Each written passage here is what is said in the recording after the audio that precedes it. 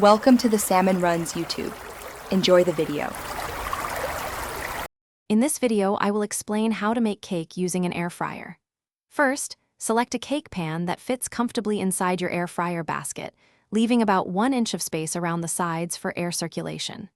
Next, prepare your cake batter as usual, whether from scratch or a convenient box mix.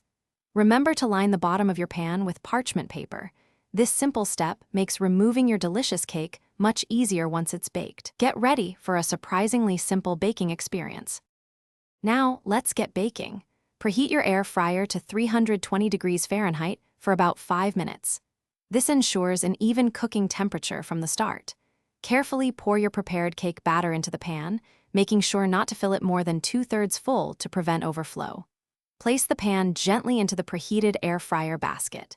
Bake for approximately 20 to 30 minutes, or until a toothpick inserted into the center comes out clean. Every air fryer is a little different, so keep an eye on it.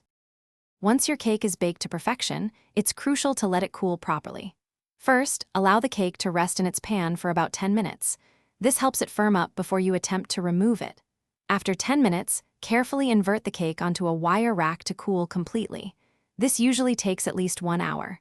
Once fully cooled, you can frost and decorate your cake however you like. Enjoy your beautifully baked air fryer creation. Here are a few extra tips for air fryer cake success.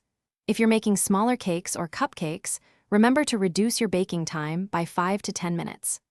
Also, if you notice the top of your cake browning too quickly, you can loosely cover it with aluminum foil to prevent overbrowning while the inside finishes cooking. For more great deals, and to check out the Shark AI Ultra Robot Vacuum, which is perfect for keeping your kitchen clean after baking, be sure to look for the link in the description below. Happy baking, and enjoy your delicious air fryer cake. Thanks for watching. Consider subscribing if we helped you.